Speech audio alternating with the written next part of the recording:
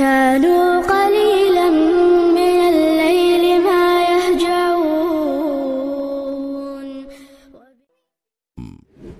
السلام علیکم ورحمۃ اللہ وبرکاتہ، نحمده ونصلی علی رسولہ الکریم، ما بعد، اعوذ باللہ من الشیطان الرجیم، ظہر الفساد فی البر والبحر بما کسبت ایدی الناس۔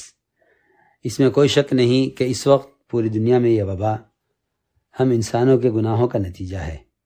اس وقت یقینی اسباب میں دعائیں، استغفار کی کثرت، اللہ کی طرف متوجہ ہونے اور انفرادی عبادات اور اپنے گھروں میں رہتے ہوئے دعوت اور تعلیم کا اہتمام کرنا ہے۔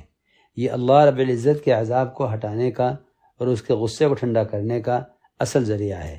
البتہ ظاہری اسباب میں احتیاط اور تدابیر کا اختیار کرنا، جس میں خاص طور پر علماء حق کی طرف سے جاری کردہ ہدایات کا اہتمام کرنا ہے، نیز ڈاکٹروں کی ہدایات و علاج کا اہتمام، حکومت و انتظامیہ کا پورا ساتھ دینا، مثلا مجمع جمع نہ کرنا، اور ان حالات میں حکومت اور انتظامیہ کی پوری مدد کرنا ضروری ہے۔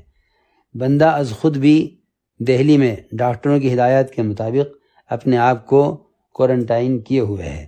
یہ احتیاطی تدابیر یقین، توکل، ایمان باللہ کے ہرگز خلاف نہیں، اس لیے ان تدابیر کا اختیار کرنا ضروری ہے۔ جہاں جہاں بھی ہماری جماعتیں ہیں وہ وہاں رہتے ہوئے حکومت کے قوانین کی پابندی ضرور کریں۔ فقط والسلام، بندہ محمد سعد غفر اللہ۔